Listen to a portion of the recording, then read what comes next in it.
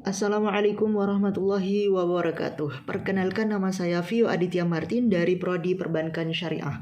Nah, tujuannya dibuat video ini ialah untuk memenuhi tugas UAS dari bank dan lembaga keuangan syariah yang diampu oleh Ustadzah Maryani MM. Baiklah, ada enam materi yang akan saya resum pada kali ini. Bismillahirrahmanirrahim. Dana pensiun syariah. Nah, dana pensiun syariah adalah badan hukum yang mengelola dan menjalankan program yang menjanjikan manfaat pensiun. Seperti itu.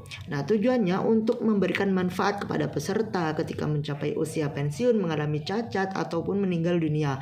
Nah, program dana pensiun adalah dana yang dibentuk untuk pembayaran karyawan setelah tidak bekerja lagi karena memasuki masa pensiun. Nah, tujuannya apa? Tujuan penyelenggaraan program pensiun baik dari kepentingan pemberi kerja, karyawan, dan lembaga pengelola pensiun dapat dijelaskan sebagai berikut. Nah, pemberi kerja atau perusahaan, kewajiban moral, loyalitas, kompetisi pasar tenaga kerja, memberikan penghargaan kepada karyawannya yang telah mengabdi terhadap perusahaan. Nah, agar di usia pensiun karyawan tersebut tetap dapat menikmati hasil yang diperoleh setelah bekerja di perusahaannya. Nah, meningkatkan citra perusahaan di mata masyarakat dan pemerintah, karyawan atau peserta dana pensiun, rasa aman bagi karyawan terhadap masa yang akan datang karena tetap memiliki penghasilan pada saat mereka mencapai usia pensiun. Nah, kompensasi yang lebih baik yaitu karyawan mempunyai tambahan kompensasi meskipun baru bisa dinikmati pada saat mencapai usia pensiun atau berhenti kerja. Adapun fungsi dana pensiun menurut Kadarisman dan Sari Wahyudintari antara lain dapat dijelaskan sebagai berikut. Nah, sebagai asuransi, tabungan, pensiun, akad-akad yang digunakan dalam dana pensiun syariah. Nah, adapun akad-akad dana pensiun yang digunakan dalam pensiun syariah. Nah, beda dengan pensiun konvensional ya. Nah, kalau yang pensiun syariah, nah akadnya itu ada beberapa yang terdiri dari akad hibah. Nah, akad hibah bisyarat, akad hibah muqayyad, akad wakalah bil ujroh, dan juga akad mudharabah. Nah, selanjutnya poin kedua yaitu pegadaian syariah. Nah, pegadaian syariah ialah arti kata gadai. Nah, gadai ialah rohan. Secara bahasa seperti diungkapkan di atas adalah tetap atau kekal, jaminan. Sedangkan dalam pengertian istilah adalah menyandera sejumlah harta yang diserahkan sebagai jaminan secara hak dan dapat diambil kembali sejumlah harta dimaksud sesudah ditebus. Nah, sedangkan pengertian gadai atau dalam hukum Islam adalah menjadikan suatu barang yang mempunyai nilai harta dalam pandangan syarak sebagai jaminan utang yang memungkinkan untuk mengambil seluruh arau sebagai utang dari barang tersebut. Nah, pasti teman-teman yang sudah punya keluarga pastinya di sekitar Anda itu pastinya sudah atau sering, bahkan bisa jadi sering melakukan kegiatan gadai menggadai. Nah, atau mulai dari tidak punya uang ataupun lagi keperluan ada keperluan mendesak atau yang lainnya. Nah, hukum gadai dalam Islam itu adalah boleh. Jadi kalian kalau ingin menggadai ketika tidak ada uang, nah jadi dalam Islam itu boleh. Nah, tujuan gadai apa? Tujuannya kalau gadai syariah memiliki efek jaring pengaman sosial yaitu menjamin bebas bunga sehingga masyarakat yang butuh dana mendesak tidak lagi dijerat pinjaman berbasis bunga.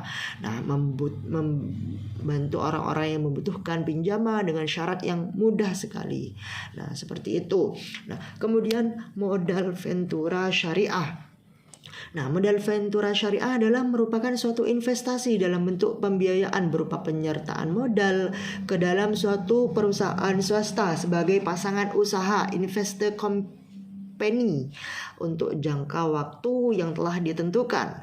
Nah, pembiayaan yang dapat diberikan perusahaan modal ventura dapat dilakukan dalam beberapa cara yaitu sebagai berikut. Ada financing 2, semi-equity financial 3, mendirikan perusahaan baru bagi hasil sumber pendanaan ataupun yang lainnya.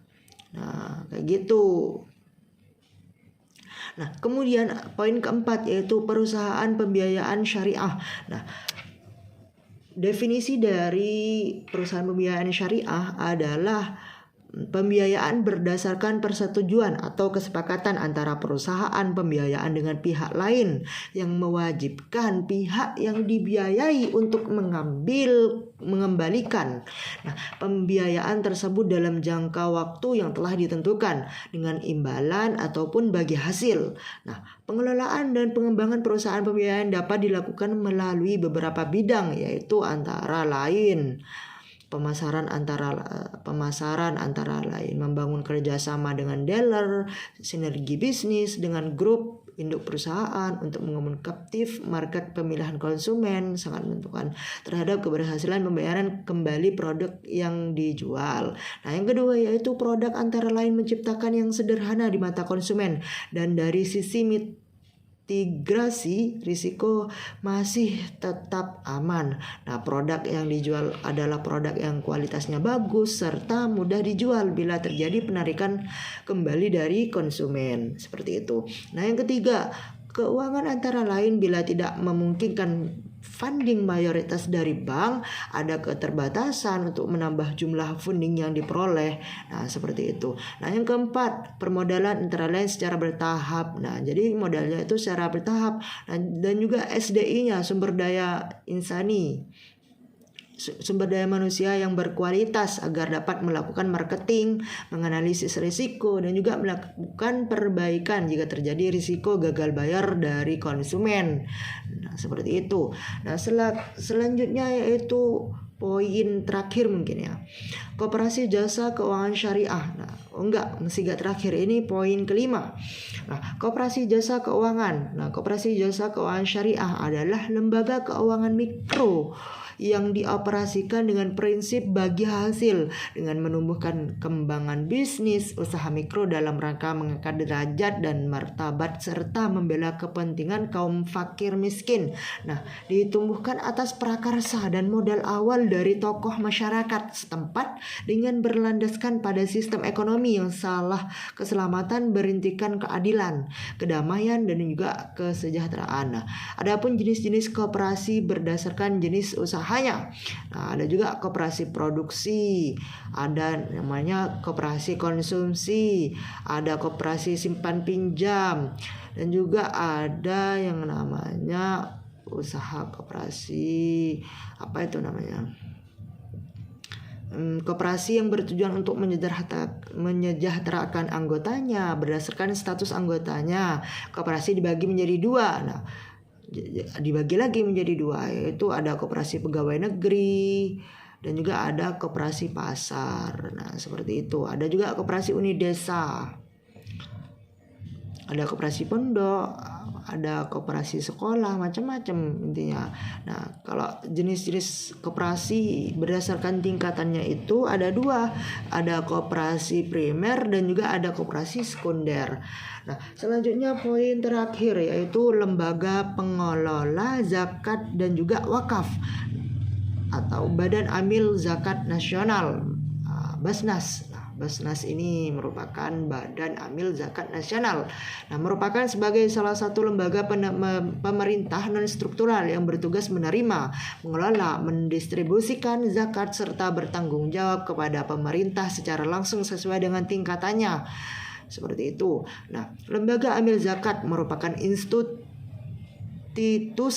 pengelolaan zakat yang dibentuk oleh masyarakat sehingga tidak memiliki afiliasi dengan badan amil zakat yang notabene-nya dibentuk atas prakarsa pemerintah. Kemudian Lazis dan juga badan amil zakat memiliki peran dan kedudukan yang sama, yaitu membantu pemerintah mengelola zakat. Keduanya berdiri sendiri dalam melakukan aset zakat.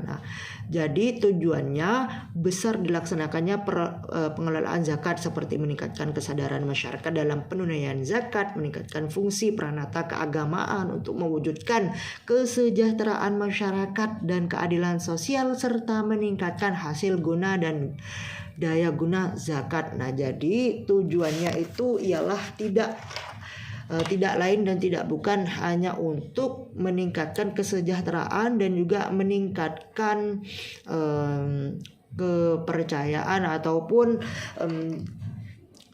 intinya bergerak di bidang zakat gitu, amil atau zakat, pengentasan kemiskinan dan pengurangan kesenjangan sosial. Nah, seperti itu. Nah, itu merupakan Baznas. Nah, mungkin 6 poin tersebut dari saya. Kurang lebihnya mohon maaf. Wassalamualaikum warahmatullahi wabarakatuh.